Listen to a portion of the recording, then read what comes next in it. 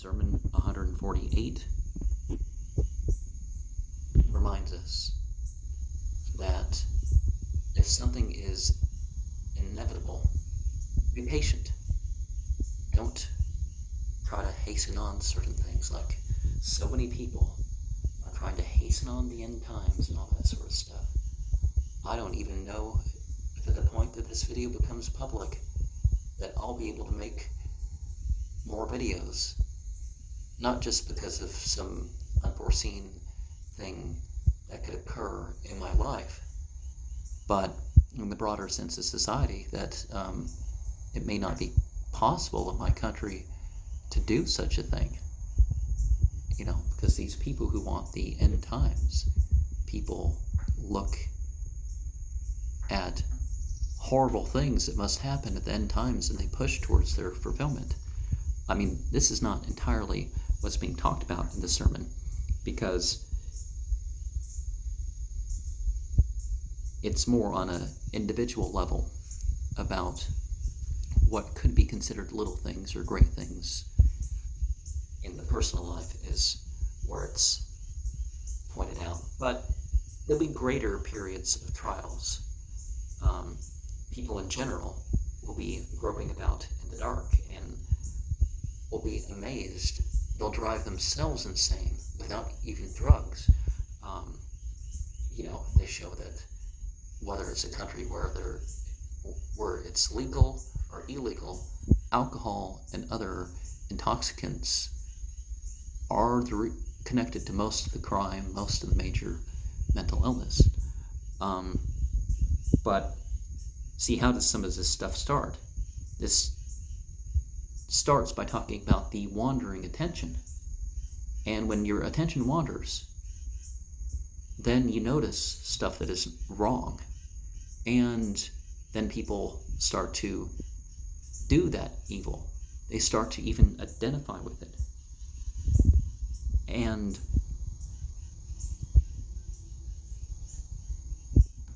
mere entertainment is like that. They'll throw stuff in. Sometimes it's on purpose, sometimes it's not. People trying to be entertaining. One of the other poisons of the heart, other than bad attention, is the expression. If people just let their expression wander for just to wander, things are going to happen with that. I don't remember where the verse is about the purification of the Ahl Bayt. It does talk about the wives of the prophet, but I think there's something else to it that I was specifically trying to find. Because, of course, the family is the more obvious one, but you find that the term Ahl Bayt was used for those who, like Salman al-Farsi, wasn't he considered under that term? But those who were upon the lineage of the teachings, that are on the side of those who are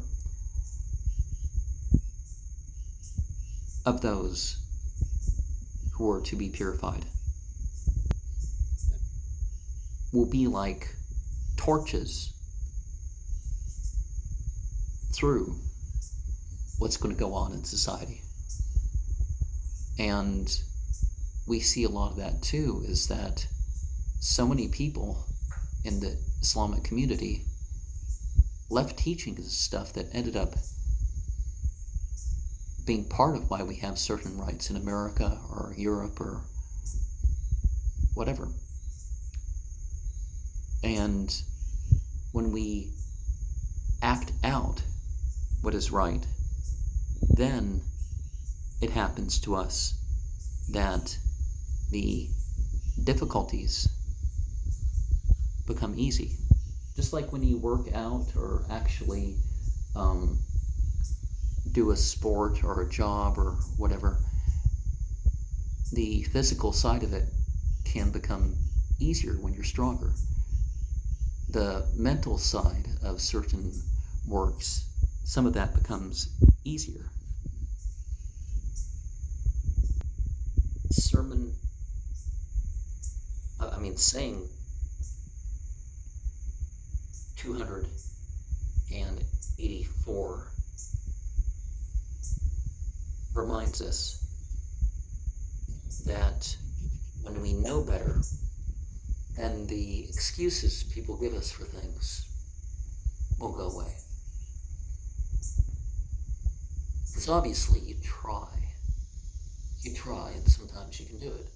Now, if you did your best, and it seems that people did their best, you don't go around throwing too much blame, but a lot of what people talk about, it's not a valid excuse. Saying 285 reminds us that those who die young are, in the eyes of some people, early. They're going to want more time in life. And those who live long tend to try to delay things too. Saying 286 reminds us that there's evil present among of everything good. Now, that's not saying that the good is there, but it's like, that the good isn't pure in itself, but, there are beings that don't like you doing pure acts of worship or whatever, and they may be a witness. There can be a lingering thought or something amongst something. It may not make that thing worthless or something. It's just, there's just all sorts of hidden evils.